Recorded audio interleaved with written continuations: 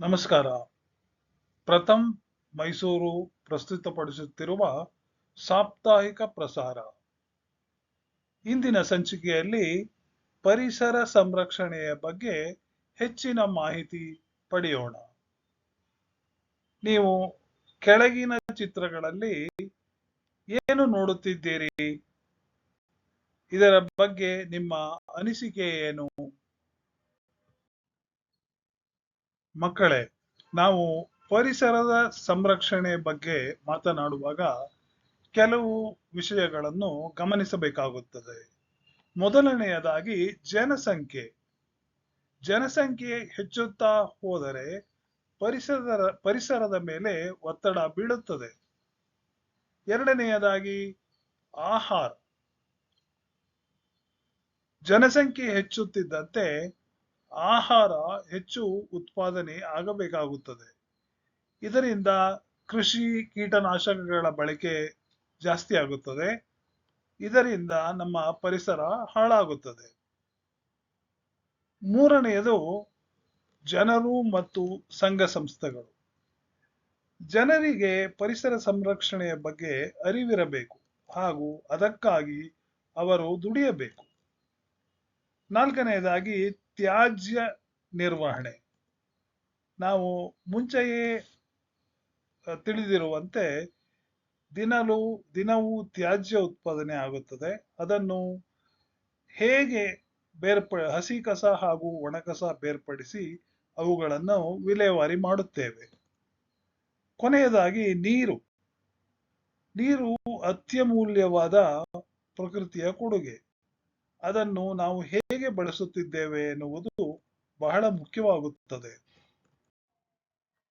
ಪರಿಸರ ಸಂರಕ್ಷಣೆಯ ಬಗ್ಗೆ ಇನ್ನೂ ಕೆಲವು ಹೆಚ್ಚು ವಿಚಾರಗಳನ್ನು ನಾವು ಗಮನಿಸಬಹುದು. ಸ್ಥಳೀಯ ಸಂಸ್ಕೃತಿ, ಹಿರಿಯರ ಜೀವನ ಕ್ರಮ, ಇದು ಹೇಗೆ ಪರಿಸರ ಸಂರಕ್ಷಣೆಯಲ್ಲಿ ಸಹಾಯ ಮಾಡುತ್ತದೆ?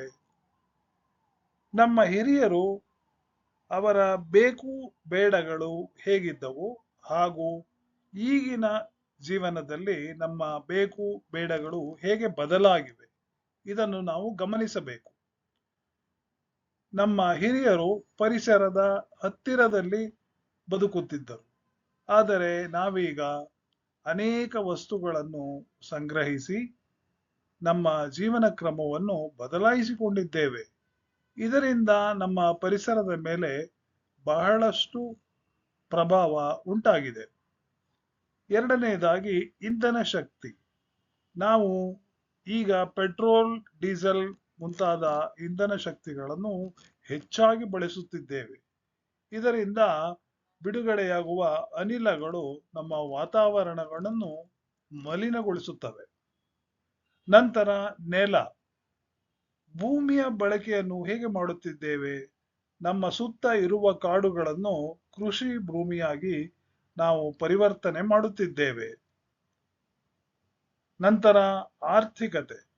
ನಮ್ಮ ಜೀವನ ಕ್ರಮ ಬದಲಾಗುತ್ತಿದೆ ಹಾಗೂ ಇದರಿಂದ ಪರಿಸರದ ಮೇಲೆ ಬಹಳ ಪ್ರಭಾವ ಬೀರುತ್ತದೆ. ಕೊನೆಯದಾಗಿ ಸ್ಥಳೀಯ ಪ್ರಾಣಿ, ಪಕ್ಷಿ, ಜಲಚರಗಳು. ನೀವು ಗುಬ್ಬಚ್ಚಿಯ ಬಗ್ಗೆ ಕೇಳಿರಬಹುದು ಅಥವಾ ನೋಡಿರಲೂಬಹುದು. ಮುಂಚೆ ಅವುಗಳ ಸಂಖ್ಯೆ ಬಹಳ ಇದ್ದಿತು. ಆದರೆ ಇತ್ತೀಚೆಗೆ ಅವುಗಳ ಸಂಖ್ಯೆ ಬಹಳ ಕಡಿಮೆಯಾಗಿದೆ. ಕೀಟನಾಶಕಗಳಿಂದಾಗಿ ಗುಬ್ಬಚ್ಚಿಯ ಸಂತತಿ ಬಹಳ ಕಡಿಮೆಯಾಗಿದೆ. ಅದೇ ರೀತಿ ಅನೇಕ ಪ್ರಾಣಿ, ಪಕ್ಷಿ, ಜಲಚರಗಳು ಕಡಿಮೆಯಾಗುತ್ತಿವೆ. ಪರಿಸರ ಸಂರಕ್ಷಣೆಗಾಗಿ ನಾವು ಏನು ಮಾಡಬಹುದು? ನಾವು ಹಿಂದಿನ ಸಂಚಿಕೆಗಳಲ್ಲಿ ಕೆಲವು ವಿಷಯಗಳನ್ನು ತಿಳಿದುಕೊಂಡಿದ್ದೇವೆ. ಅವುಗಳೆಂದರೆ ವಸ್ತುಗಳ ಮರುಬಳಕೆ. ನಿಮಗೆ ಬೇಡದಿದ್ದರೆ ಬೇರೆ ಯಾರಿಗಾದರೂ ಕೊಡಬಹುದು.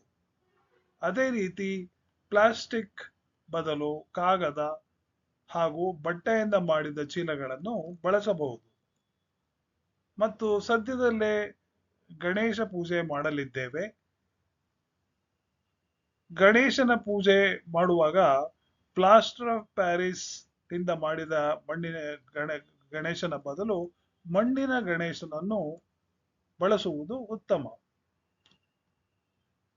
ಆಮೇಲೆ ನಿಮಗೆ ಗೊತ್ತಿರುವಂತೆ ಈ ನಮ್ಮ ತ್ಯಾಜ್ಯ ವಸ್ತುಗಳನ್ನು ಹೇಗೆ ನಿರ್ವಹಣೆ ಮಾಡಬೇಕು ಇದರ ಬಗ್ಗೆಯೂ ನಾವು ಯೋಚನೆ ಮಾಡಬೇಕಾಗುತ್ತದೆ.